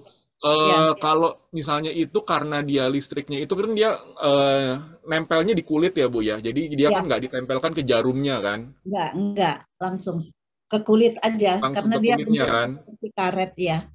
Nah, itu nanti prinsipnya sama kayak massage Ibu Sri, sama Oh, kayak iya. massage gitu. Jadi Sebagai kalau ditanya tambahan massage, mungkin ya. kenapa? Sebagai tambahan ya, bisa ya. Iya, betul. Sebagai tambahan itu juga bisa ikut membantu Ibu. Ya. Makasih, Dok. Sama-sama Ibu. Oke. Luar biasa. Jadi ya, oke. Nah, sekarang kalau begitu, berapa kali sih kalau misalnya kita punya target atau seseorang punya target memperkosa payudara, berapa kali akupuntur yang perlu dilakukan? Seminggu 2 sampai 3 kali kok Rizal. Cuma seperti untuk slimming kemarin ini nggak bisa dikebut. Jadi mau tiap hari biar cepat besar gitu ya nggak bisa juga. Gitu. Jadi 2 sampai 3 kali. Kalau saran saya sih 2 kali aja cukup dalam seminggu. Nah targetnya berapa kali? Targetnya paling nggak 10 kali. Jadi itu untuk mencapai 1 cup. Begitu. 10 kali itu maksudnya 10 kali datang ya? 10 kali datang. 10 kali datang artinya seminggu 2 kali gitu. Berarti 5 Ya. hari ya? Oke. Ya, karena nggak bisa dipadetin jadi tiap hari gitu ya, seminggu selesai gitu langsung jadi besar gitu nggak bisa juga kok Dan Rizal. itu memang benar-benar terlihat ya perbedaannya ya untuk menambah 1 cup itu ya. Iya, 1 cup Kan terlihat. apakah ada pantangan dan sebagainya atau didukung dengan yang lain? Nah, sebenarnya pantangannya adalah kalau misalnya di bawahnya situ sudah ada implan. Kok Nah, Rizal dan itu tadi saya juga mau tanyakan tuh, kalau ada implan boleh apa tidak tuh? Jadi kalau misalnya seseorang wanita itu sudah dioperasi plastik, sudah dimasukkan balon isi silikon tadi itu nggak boleh lagi diakupunktur di daerah situ. Oh, Gitu, jangan sampai nanti balonnya ketusuk sama jarum, pecah, ngerembes kayak tadi kan, silikonnya keluar malah jadi bahaya. bahaya. Ya. Gitu. Jadi kalau mau dilakukan penusukan di daerah lain di mana tidak ada implannya tadi, di mana tidak ada balon isi silikon tadi itu. Nah, itu masih boleh. Tapi kalau di atasnya balon isi silikon, itu nggak boleh ditusuk lagi, kok Rizal. Iya. Itu pantangannya di situ. Oke. Nah, tadi maaf ada yang ketinggalan ketika tadi dengan Ibu Sri bicara ada titik yang namanya RN17. Sis Aroko tuh nanya, apakah itu juga titik yang mempunyai fungsi meredakan batuk? Kalau batuknya karena GERD, kan kemarin ini kan kita sempat bahas tentang GERD ya, Korizal berarti ya, tentang asam lambung naik ya. Nah, itu bisa. Kalau misalnya GERD, asam lambungnya naik terus sampai ke dalam tenggorokan, sampai ke pita suara gitu kan, bikin suara jadi serak, bikin batuk-batuk terus gitu. Nah, itu salah satu titiknya adalah CV17 atau RN17 tadi, betul. Gitu. Tapi kalau batuknya bukan karena GERD, karena masalah pada ISPA ya, infeksi saluran pernapasan akut, ya ISPA bagian atas, gitu, itu nggak perlu ditusuk. Gitu, itu nggak perlu ditusuk. Gitu. Justru nanti kita tusuk akan ditusuk itu titik-titik akupunktur di daerah leher. Biasa ada 2 nih di sini yang saya tusuk kalau misalnya pasiennya ada keluhan batuk, ada 2 titik gitu di daerah tenggorokan kita. Oke. Ya. Nah, apakah akupuntur untuk memperbesar payudara ini ya itu dapat dikomunikasikan nggak dengan massage, hormon, atau bahkan operasi? Nah, iya pertanyaannya menarik nih. Jadi kayak tadi dijelaskan kalau operasi misalnya dipasangin implan balon isi silikon begitu, boleh Ya. diakupunktur tapi di titik yang lain, nggak boleh di atasnya implan tadi. Itu nggak boleh ditusuk gitu ya. Itu yang pertama. Jadi kombinasi dengan operasi boleh, tapi titiknya berbeda. Jangan di titiknya yang ada implannya gitu. Itu yang pertama. Yang kedua, apa tadi masas gitu misalnya masas tadi seperti alat yang dipakai oleh Ibu Sri tadi itu masas Hmm. itu boleh jadi yang penting gini kalau untuk memperbesar payudara itu arah gerakan masasnya arah gerakan pemijatannya itu ke arah tengah gitu ya arah gerakannya itu ke arah tengah jadi jangan ke arah luar kalau ke arah luar nanti malah malah mencar gitu ya jadi Oh. malah mengecil nggak kelihatan besar jadi kalau dibantu dikombinasi dengan massage boleh tapi massage-nya ke arah tengah gitu ya. Yang ketiga lagi tadi misalnya dikombinasi dengan terapi hormonal. Terapi hormonal boleh, tapi terapi hormonal tentu yang memberikan kan bukan dokter akupunktur ya, yang memberikan adalah misalnya penyakit dalam gitu ya, bagian tentang hormon gitu, nah itu masih boleh. Nah tapi jangan lupa bahwa terapi hormon itu tentu memiliki efek samping gitu Hmm. ya, terapi hormon itu memiliki efek samping. Efek sampingnya apa sih dok? Kalau misalnya overdosis, kalau misalnya jangka panjang, itu ada resiko munculnya kanker Hmm. gitu kalau terapi hormonal. Nah makanya nggak boleh terapi hormonal sendiri, yang memberikan itu harus dokter penyakit dalam yang bagian hormon, bagian Oke. endokrin gitu. Nah itu harus diawasi oleh dokter tersebut. Jadi Ya. nggak boleh asal minum obat hormon sendiri gitu, nggak boleh. Hmm. Oke. Tadi kalau kita bicara massage berarti kita bicara tentang minyak ya. Nah, pertanyaan saya, kan ada tuh yang orang jual katanya minyak memperbesar payudara, lalu dengan massage. Nah, sebenarnya yang membuat besar itu massage-nya atau minyaknya? Sebenarnya massage-nya kok Rizal, bukan Hmm. minyaknya. Jadi kalau misalnya minyak diolesin tapi nggak dimasak ya percuma. Nah tapi kalau misalnya massage doang, nggak pakai minyak kan seret ya di kulitnya kan apa ya keset gitu loh, Ya, gitu Minyak bulus nggak ya. licin gitu. Ya ya, maksudnya Ya, di situ. minyak bulus. minyak bulus, ya minyak bulus ya. Itu kan iklannya banyak tuh ya. Waduh, luar biasa itu. Oke, ini si Saruko nanya nih, kalau terapi kombinasi yang melibatkan aliran listrik tadi seperti Dr. Freddy bilang, itu berbahaya nggak untuk penderita jantung? Nah, sekaligus nih mungkin sekalian saya tanya nih, apa ada nggak kondisi-kondisi tertentu seseorang tidak boleh di akupuntur untuk memperbesar payudara? Ya, betul. Jadi si Saruko itu kalau misalnya dia ada penyakit jantung kan macam-macam ya. Jadi jantung itu kan organnya sakit gitu, samanya sakit jantung gitu. Nah, sakit jantung itu macam-macam. Ada masalah kelistrikan, ada masalah penyumbatan, ada masalah katup gitu, ada masalah pembesaran jantung gitu. Jadi sakit jantung itu nggak cuma satu macam. Sakit jantung itu ada macam-macamnya banyak gitu. Hmm. Yang tidak boleh pada akupunktur dengan listrik itu adalah masalah kelistrikan jantung gitu. Jadi kalau misalnya dia ada sakit jantung yang berupa kelistrikan jantung, ya mesti pakai pacu jantung gitu misalnya gitu ya. Nah itu nggak boleh dikasih listrik gitu Hmm. ya, karena dia akan mengganggu kelistrikan dari jantung itu Ya, ya, ya. gitu. Nah tapi kalau misalnya sakit jantungnya yang lain, misalnya ada pembesaran jantung, misalnya ada apa lagi gangguan katup jantung gitu misalnya, masih boleh diberikan listrik asal tahu caranya. Jadi nggak boleh menyeberang kanan kiri, gitu ya, nggak boleh menyeberang kanan kiri. Karena pada saat listrik yang kita pakai itu kan selalu kabelnya itu satu bercabang dua, positif Iya, negatif, iya. kutub positif sama kutub negatif gitu kan. Nah ini kutub positif sama kutub negatifnya nggak boleh nyebrang, satu di kanan satu di kiri gitu nggak boleh. Gitu. Jadi kalau mau di kiri ya di kiri aja gitu kan, di kiri aja gitu, di kanan kanan aja gitu ya. Nah itu pada Satu gitu gangguan ya. jantung yang lain. Jadi treatmentnya satu-satu kalau pakai listrik. Ya kiri-kiri dulu, kanan-kanan dulu gitu ya maksudnya ya. Bukan, treatmentnya sekaligus dua-duanya, Oh, cuma dalam sekaligus. Oke. sekaligus dua-duanya, cuma kalau misalnya di listrik itu kabelnya kan dia akan pecah dua kok Rizal. Betul, Ada betul. positif, negatif, positif, negatif, positif, negatif begitu kan. Yang nggak boleh itu nyebrang, satu positif di kiri, negatif di kanan atau sebaliknya gitu ya. Kiri kanan itu nggak boleh karena dia akan melintasi jantung. Dia akan Ya, ya. melintasi jantung. Nah, tapi Ya. kalau misalnya dia di kiri-kiri aja gitu ya, positif di kiri, bawahnya negatif juga di kiri juga gitu ya, nah itu masih nggak apa-apa. Asal bukan gangguan kelistrikan ya. Kalau gangguan kelistrikan jantung sama sekali nggak boleh udah. Ya, jadi si Saruko ternyata boleh ya, asal bukan penderita jantung yang memakai itu ya, apa namanya, Pacu alat pacu jantung. ya, alat pacu Iya. jantung. Oke, Maaf dok, silakan si Saruko. yang tadi ada hubungannya dengan kelistrikan tadi itu, asosiasi saya kok ini ya, tidak diperbolehkan untuk penderita yang memakai alat gitu ya. Dalam arti alat itu ada yang bergerak dan ada yang nggak bergerak ya dokter ya. Misalnya kalau alat yang bergerak yang seperti tadi pacu jantung itu ya. Kalau alat yang tidak bergerak seperti ring apa stand ya. Itu gimana itu ininya dokter? Ya. Apanya? Nah, seseorang dipasangin ring atau dipasangin stand itu biasanya karena ada penyumbatan si Saruko. Karena ada penyumbatan di pembuluh darah jantung gitu ya. Nama istilahnya penyakit jantung koroner, PJK gitu ya, penyakit jantung koroner.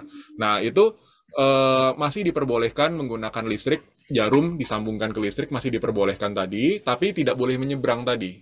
Oh, oke. Jadi kalau di kiri-kiri aja, positif negatifnya sama-sama di kiri, atau positif negatifnya sama-sama di kanan gitu.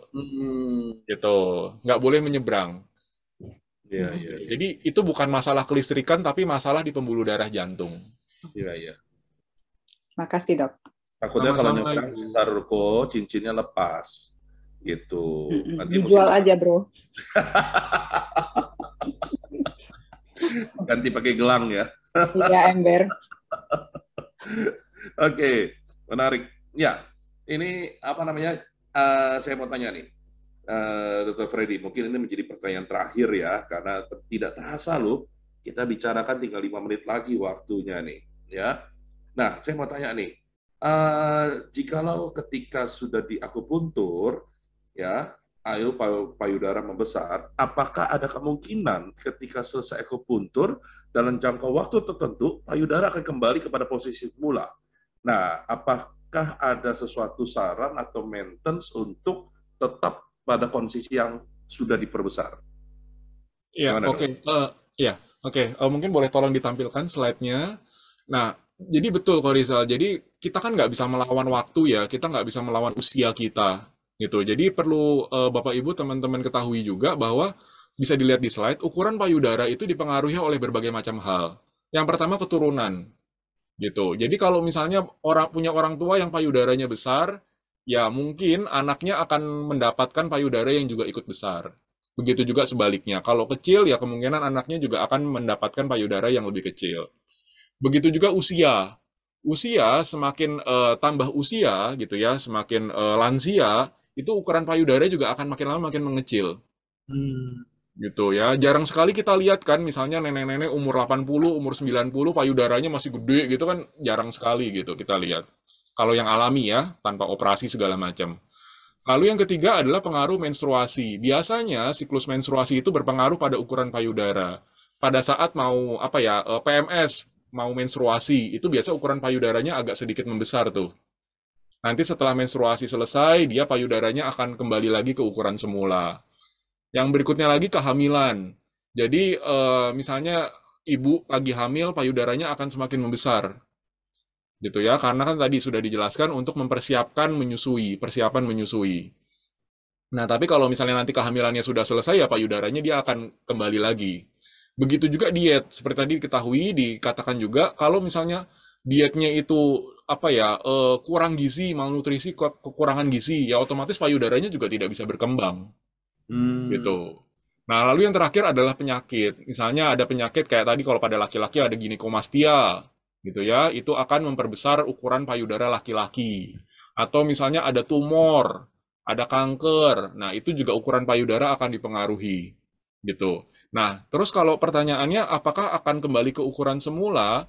Tentu kalau didiamkan iya, gitu ya. Tentu akan didiamkan akan kembali seperti semula. Karena kan pengaruh usia di sini ada ya. Jadi semakin bertambah usia, ukuran payudara juga akan kembali mengecil. Nah, tapi bisa diperlama, dihambat gitu. Dengan caranya kalau di akupunktur maintenance, jadi setelahnya di akupunktur selesai, payudaranya membesar 1 cup, nah itu perlu maintenance. Supaya yang tadinya cepat kembali seperti semula, Jadinya tidak cepat gitu loh. Jadi diperlama, tapi kita tidak bisa menjamin tidak akan kembali lagi seperti semula, tidak bisa. Tapi bisa dihambat supaya kembali seperti semulanya itu lebih lama. Begitu kok Rizal. Oke. Jadi perlu maintenance. Jadi perlu maintenance ya. Nah, maintenance tentu dengan... Ya, silakan. Itu tadi yang maintenance-nya itu Dokter Freddy, mungkin bisa ya dilakukan dengan massage sendiri dia di rumah. Satu itu. Yang kedua, pertanyaan Ibu, apakah bisa ditambah dengan titik telinga untuk hormonal, misalnya di Nevenp ini? Makasih, Dok. Sebelum ditutup. Ya, langsung jawab aja ya, Ko Rizal ya. Ya, silakan. Betul Ibu Sri. Jadi kalau untuk masase yang tadi ya, kalau untuk pembesaran tuh arahnya ke tengah gitu ya, itu dilakukan selagi masa terapi pembesaran dan juga sampai pada saat sudah selesai gitu. Nah, tapi setelah selesai pun maintenance pun juga bisa dilakukan akupunktur, mungkin seminggu sekali, mungkin 2 minggu sekali, atau mungkin sebulan sekali tergantung kondisi. Gitu. Itu untuk mempertahankan aja, jadi nggak bisa diperbesar lagi, jadi naik 1 cup, ditusuk lagi jadi naik 2 cup, jadi naik 3 cup gitu ya nggak bisa. Jadi itu untuk mempertahankan. Nah, terus titik akupunktur telinga untuk endokrin ada tuh, letaknya dekat dekatnya sudut sini, sudut bawah. Ya. Ya, sini. Nah, itu juga bisa ditusuk Ibu Sri. Jadi kanan kiri juga bisa ditusuk. Itu untuk membantu kalau memang masalahnya ada di hormonal. Hormonal, ya. Tapi itu nggak perlu dilistrikin, titik telinga itu nggak perlu dikasih listrik. Iya. Sekarang saya dong, abis ini. Nih, Dr. Freddy ya. Jadi, ya, Dok. Pandangan pertama ya, kan kalau kita lihat ya, kenapa sih orang sampai mesti memperbesar payudara? Sampai saya tuh dipanggil buat jadi penceramah yang jual BH, dia bisa memperbesar dari kecil gitu, jadi kelihatannya bagus gitu, mantep gitu apa gitu ya. Itu harganya aja dari biasa dulu kita beli misalnya 50.000, itu bisa harganya bisa jadi 300.000. Itu BH-nya. Nah, itu BH-nya tuh bikin jadinya kayaknya wah, itu tetek mantep banget deh. Nah, itu juga untuk sekarang saya tanya gini, buat apa sih kita kayaknya mesti memperbesar payudara, mesti bikin nggak taunya tahu nggak? Setelah saya tanya ya berapa temen, berapa orang laki gitu yang saya tanya, dia kan mesti pilih waktu itu mau kawin gitu, pilih dia apa dia. Meskipun yang teteknya kecil, pinter, lebih bagus, tapi dia tetap cari yang teteknya gede. Itu satu. Terus saya tanya lagi orang, dan kebanyakan laki itu yang dia lihat itu payudaranya. Jadi kan itu mindsetnya tuh udah pikiran kalau dia besar jadi bagus. Nah, sebetulnya kalau saya ceramah, tanya Rizal, saya ceramah buat anak SD, kesehatan reproduksi. Nah, salah satunya adalah tentang payudara. Kalau saya bilang, kalau payudara masih kecil, memang segini. Tapi kalau nanti udah besar, dia tetap nggak bisa besar.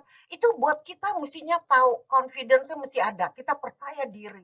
Ini adalah ya dihubungin lah boleh sama Tuhan kayak sama apa. Tapi itu kan anatomi yang kita harus bisa nerima. Jangankan payudara, penis kecil aja dia udah pada ribut, orang minta digedein. Buat apa coba? Nah itu jadi maksudnya sebetulnya yang diperlukan adalah pendidikan dari anak-anak SD tentang kesehatan reproduksi. Waktu saya kerja di pemerintah itu Depkes ada dananya loh buat kayak gitu. Aduh, begitu dia stop tuh dana, saya bilang, kalau dia stop ini dana penyuluhan anak-anak ke sekolah kayak gini ya, itu bakal merugikan negara itu nantinya dalam jangka 10 tahun, 20 tahun. Rugi besar, saya bilang gitu. Saya sampai perjuangkan ke Depkes segala macam, tapi kayaknya ya kita nggak bisa bilang apa-apa, bukan. Kita nggak bisa sendiri sih berjuang. Ya kan? Tanya Rizal, saya 19 tahun, setiap tahun saya pergi ke SD buat ceramah kayak gituan. Ya, itu sedikit curhatan dari emak-emak ya. Karena kamu yang seperti itu. Oke, waktu kita udah mau habis, tapi Dokter Alo ini mau angkat tangan. Oke, sebentar aja dok, singkat aja ya, kira-kira. Luar biasa itu, pendidikan. Makanya itu Rizal apa bisa bantu Freddy ke Depkes untuk pendidikan, cari uang. Oh, mesti. Dokter Freddy, gimana Dokter Freddy? Siap, saya mah siap-siap aja, Dok. Mesti minta itu ke Depkes ya, supaya yang tadi disebut Dokter Sally itu ada lagi dari dana pemerintah, gitu, untuk pendidikan. Jadi, Rani mencoba untuk Pak Rizal ini sudah 20 tahun tiap minggu mendidik kita supaya kita itu bisa lebih pintar dari orang Eropa. Oke? Ya. Oke. Baik dok, nanti saya sampaikan juga kepada teman-teman yang ada di Dinas Pendidikan atau Kesehatan ya. Ini masuk kali nih. Oke. Terima kasih Dr. Freddy untuk pembahasan hari ini, dan free gifts yang hari ini dimenangkan oleh Sis Haruko. Cuman karena beliau ada di Jepang ya kan, jadi kan susah ya. Nah, maka saya kasih kesempatan Sis Haruko untuk tadi mengusulkan sesuatu yang menarik banget. Di kolom chat tuh ada usulan Sis Haruko. Silakan Sis Haruko. Oh, saya sampaikan sekarang ya. Iya dong. Oh, saya pikir hadiahnya boleh saya beri kepada teman gitu loh, Bro. Bukan ya? Oh, bagaimana Dr. Freddy? Boleh apa tidak? Boleh, boleh. Oh, boleh. Iya, temannya, memang temannya ada di Jakarta lu ya? Ya, insya Allah. Tapi berhubung saya belum tahu siapa temannya akan saya berikan, mendingan saya ini dulu deh, just idea dulu kepada Dr. Freddy. Saya juga sempat menuliskan di chat tadi, karena hari ini kan kita membicarakan tentang estetika kepada wanita ya. Saya yakin pasti ada estetika juga buat kaum pria gitu ya. Mungkin next time bisa dimunculkan sesuatu yang bisa membantu para kaum pria untuk ya bukan mempercantik diri, tapi bukan juga untuk memperbesar sesuatu gitu, bukan ya. Tapi siapa tahu mungkin ada sesuatu yang menarik yang bisa dipakai untuk perawatan lelaki, misalnya penipisan rambut begitu, dokter. Siapa tahu ada ide. Itu saja. Oke, terima kasih. Oke, terima kasih. Sis Haruko, ya. Nanti akan dipikirkan sama Dr. Freddy, akan dibahas ya. Nah, sebelum kita tampilkan di mana Dr. Freddy praktek dan sebagainya, kira-kira tema minggu depan apa Dr. Freddy? Kan nyambung. Ya, tema minggu depan masih bersambung dengan hari ini kok Rizal. Jadi masih kalau bersambung ya. Untuk memperbesar payudara, jadi tema minggu depan itu akupunktur untuk mengencangkan payudara. Mengencangkan buat nenek-nenek. Ya, biasanya untuk yang usianya sudah lanjut dikencangkan. Oke, jadi hari ini besar, minggu depan dikencangkan gitu ya. Nanti tinggal di maintain-nya aja. Oke, baik. Prativian, tidak terasa siang hari ini ya kita sudah mau mengakhiri. Oleh karena itu kita perlu mendengarkan kira-kira apa yang akan disampaikan Dr. Freddy dari akhir acara kita ini. Silakan dok. Ya, baik Ko Rizal dan Bapak Ibu teman-teman Prativian semua. Jadi pembesaran payudara itu tidak berhubungan dengan nyawa ya. Jadi ini tidak berbahaya gitu. Jadi payudara kecil mengancam nyawa tentu tidak. Payudara besar mengancam nyawa juga tentu tidak. Jadi ini berhubungan dengan estetika, berhubungan sama kecantikan gitu ya. Kalau Bapak Ibu pengen untuk memperbesar payudara, selain jalan operasi dengan balon silikon tadi, implan, bisa juga dengan cara akupunktur gitu. Di akupunktur itu relatif aman gitu ya, asal tahu caranya, asal yang mengerjakan itu tahu caranya, itu relatif aman gitu. Jadi tidak pakai obat-obatan di jarumnya, diolesin obat gitu, tidak. Jadi relatif aman. Jadi boleh dicoba bagi Bapak Ibu, teman-teman Prativian yang ingin untuk memperbesar payudara. Untuk perempuan ya, kalau untuk laki-laki kan tentu tidak perlu. Ya. Gitu kok Rizal. Baik, terima kasih. Dan sekarang kita lihat, Yolan mohon ditampilkan untuk para Prativian yang mungkin ingin menyimak dari YouTube, ya, bahwa ini alamatnya Dr. Freddy ya. Jadi silakan datang ke daerah Kelapa Gading. Tepatnya tepatnya di Jalan Kopio Raya, Blok W1 nomor 11 ya, dan ini nomor yang dapat dihubungi tentang Dr. Freddy, dan Dr. Freddy juga melayani, selain akupuntur juga melayani ini ya, dokter sebagai dokter umum ya, berarti penyakit-penyakit umum, medical check up, vaksinasi dan imunisasi. Nih ngomong-ngomong vaksinasi cukup ini ya, gencar ya Dr. Freddy ya. Gitu. Yang lagi ngetren itu sekarang vaksin flu kok Rizal. Jadi vaksin udah ada flu-nya penelitian COVID digabung sama vaksin flu, itu hasilnya bagus. Jadi sekarang yang lagi banyak permintaan vaksin flu. Iya, betul-betul. Saya ingat banget, saya tahun lalu kena di Desember itu kena gara-gara memang waktu di Januari saya sudah dapat vaksin flu. Ada dugaan bahwa akan ada COVID, dan tiba-tiba selesai vaksin flu selesai dan saya terkena COVID. Jadi memang vaksin flu ini cukup luar biasa. Dan ada macam-macam, ada home visit juga, dan telemedicine, dan akupunturnya ada seperti yang kita bahas hari ini, akupuntur atau estetika. Oke, baik, Mbak Tivian, dimanapun Anda berada, baik di Zoom maupun di YouTube channel, itu saja hari ini pembelajaran kita tentang memperbesar payudara dalam konteks akupuntur dan Freddy's Journal. Kita ketemu lagi minggu depan dalam Freddy's Journal yang sama dengan tema yang berbeda, mempercantik payudara. Ya, saya Stefanus Rizal. Dan saya Freddy Julianto. Mengucapkan terima kasih dan selamat siang, sampai jumpa. Terima kasih semuanya.